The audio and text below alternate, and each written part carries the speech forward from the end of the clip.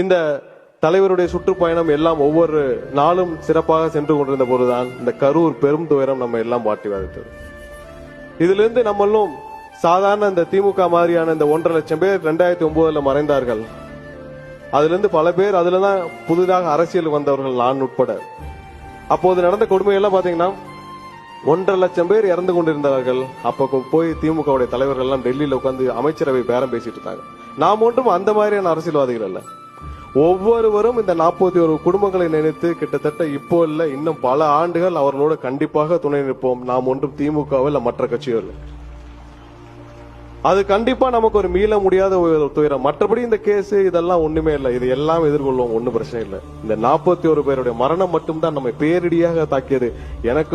என்னை பொறுத்தவரை நம் தலைவர் வாழ்நாள் முழுவதும் இதிலிருந்து மீள மாட்டார் என்பதில் கண்டிப்பாக உறுதியாக நிச்சயமாக இருக்கிறோம். ஏனென்றால் மக்களுக்காக வந்த ஒரு தலைவருக்கும் மற்றவர்களுக்கும் உள்ள வித்தியாசம்